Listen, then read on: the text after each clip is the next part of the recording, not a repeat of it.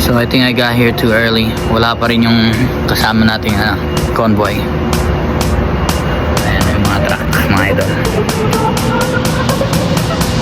Mga idol, ito, mga ready to deliver na to, mga malilinis na gown na yan. Clean linen. Ayan ang mga nakaload na. Meron kaming box truck. Meron kaming 53 foot, 48 foot. Ayan. Mga pang night shift lahat yan.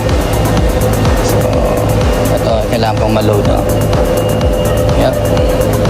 Tapos paghatid nito, pipick upin namin dirty linen. So, puno na ng dirty linen ito. Pagbalik namin. First day, solo flight mga idol. Punta tayo ng Spokane. Ito ang truck na gamit natin. Idol, parating na tayo. May convoy tayo doon. So, nag-enter ng code para makapasok tayo sa gate.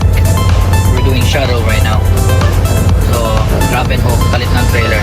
Bus ulit, babalik ng Seattle. Let's go. Yan ay mga dirty linen. Ready to send it back to the warehouse para labahan. Let's go.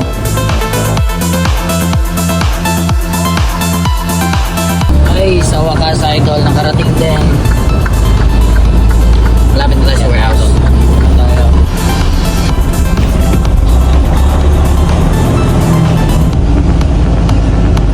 Ito idol, nandito na tayo. So that's the door that we're gonna be backing into to get our stuff unload. So tara, tras tayo doon. Ayan idol, tingnan natin.